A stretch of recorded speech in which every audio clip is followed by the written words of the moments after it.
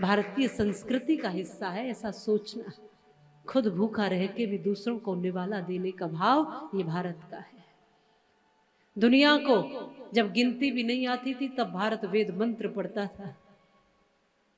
जो भी दुनिया में आज कुछ संयुक्त और बेहतर दिख रहा है ना, वो भारत से गया हुआ है।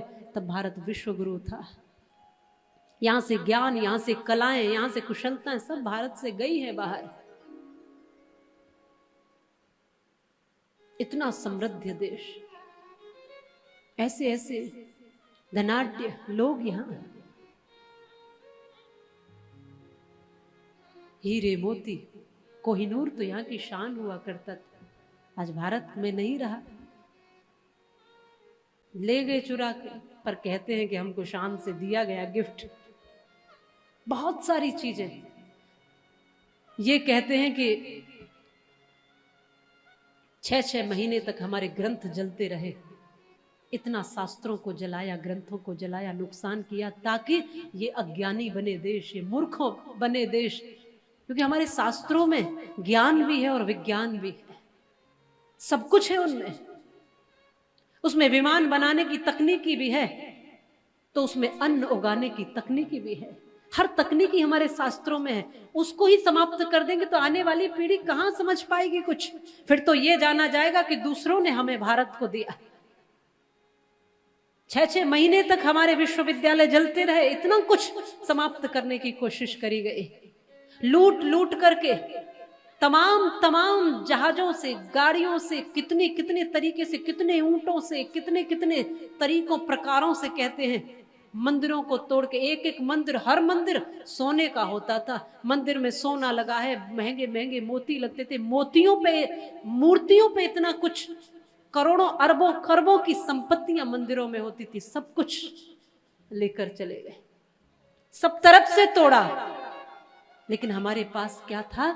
हमारे संस्कार थे, जिनको वो तोड़ ना सके। अब भी कहीं मूल में बचे हैं। विकृति तो आई है, लेकिन अब भी कहीं मूल में बचे हैं। वो मूल में संस्कार थे, सब तोड़ा, लेकिन हौसला नहीं तोड़ पाए क्रांतिकारियों का। इसलिए भगत सिंह खड़े हो गए, चंद्रशेखर आजाद खड़े हो गए, इसलिए सुभाष चंद्र बोस खड़े हो गए, समय समय पर महाराणा प्रताप और शिवाजी महाराज खड़े हो गए।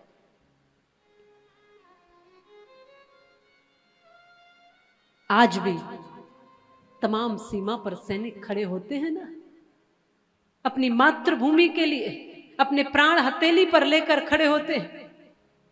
आप अपनी बहन से राखी बंधाने के लिए बहुत उत्साहित होंगे, हाथ खाली न रह जाए, मेरी बहन राखी बांधे। आपकी बहन आपके पास आएगी या आप अपनी बहन के पास जाओगे, किसी न किसी तरीके से राखी बांधोगे। लेकिन कितने सीमा पर ऐसे सैनिक होंगे जिनकी बहन उनके पास राखी लेके नहीं जाएगी, जो अपनी ड्यूटी पर हैं, जो अपने कर्तव्य को निभाने बैठे हैं। ऐसी ही एक बहन ने अपने भाई को पत्र लिख करके कहा था, भैया मैं आपको निवेदन करके कहती हूं, हाथ जोड़कर कहती हूं, बार बार प्रार्थना करके ये लिखकर पत्र दे रही हूं, इस बार रक्षाबंधन पर आ जाना। तो भैया ने कहा कि मैं जरूर आऊंगा। पत्र लिख करके भेजा, मैं इस बार रक्षाबंधन पर आऊंगा, मुझे बहन छुट्टी मिल गई है, फौज में है भाई, सीमा पर तैनात, इकलौता बेटा है। जब मां ने सुना कि बेटा आएगा तो मां मिठाई बनाने लगी। बहन ने सुना कि भैया आएगा तो बहन राखियां खरीदने गई।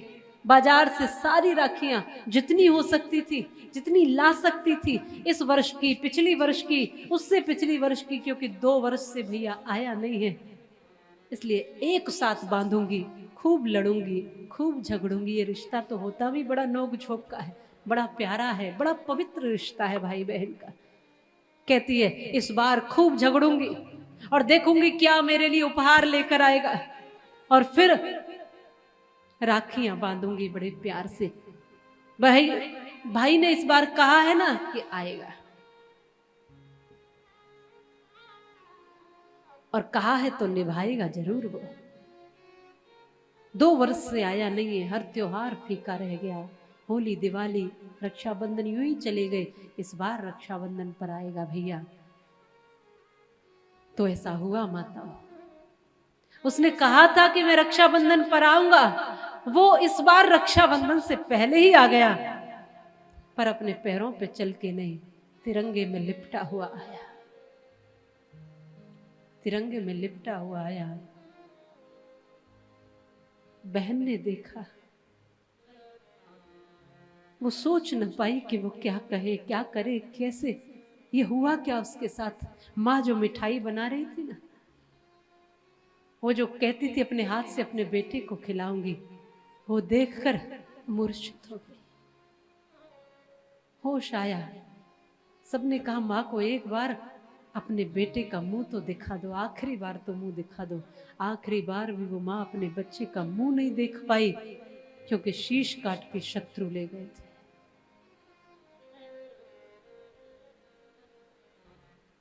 इन परिवारों का कर्जा कोई उतार सकता है? इन माता पिता का ऋण उतार सकता है? अरे जिसने अपने आप को आहूत कर दिया, उनका ऋण उतार सकता है? ऐसे शहीदों, ऐसे भारत माँ के सपूतों और ऐसे परिवारों को प्रणाम करने के लिए मैं एक दिन, भागवत कथा हो, राम कथा हो, कोई भी मेरी कथा हो, एक दिन मैं उन सबको प्रणाम करने के लिए रखती हूँ, जो इस मातृभूमि के लिए जीते ही नहीं, अपने प्राणों को भी आहूत करके चले जाते हैं। मैं इस व्यासपीठ से मैं नमन करती हूँ उन माता पिता को, जिन्होंने अपनी ऐसी संतानों को जन्म देकर भूमि राष्ट्र के लिए लगाया है, जिन्होंने राष्ट्र को समर्पित कर दिया है, राष्ट्र की सेवा में जिनके बच्चे हैं, जो हर रात और दिन अपने राष्ट्र के लिए, भारत माता के लिए समर्पित हैं। उन माता पिता को, उन परिवारों को प्रणाम करती हूँ, इस व्यासपीठ से प्रणाम करती हूँ। उन सैनिकों को जो आज माँ की सेवा में, प्रणाम करती हूँ उन शहीदों को, सपूतों को जो प्राण देकर चले गए। मैं प्रणाम करती हूँ, हमारे बाबूजी यहाँ बैठे हैं, आपको मैं प्रणाम करती हूँ। आपने पूरा जीवन सेना में दिया, देश की सेवा में दिया। ऐसे वीर सपूत जो गौरवान्वित होते हैं माँ की सेवा करते हुए। और सुनिए, मरते हुए वो डरते नहीं है, मरते समय भी उनके चेहरे पर एक स्वाभिमान होता है, उनके सीने में एक ये भाव रहता है कि भारत माता को शत्रु की गोली नहीं लगेगी, चाहे वो मेरे सीने को छलनी छलनी कर दे। वो भारत माता के तरफ बढ़ती हुई गोली को अपने सीने पर ले लेता है और अपने जीवन को आहूत कर देता है। उनको नमन करने के लिए ये दिन है। और क्या चाहता है वो?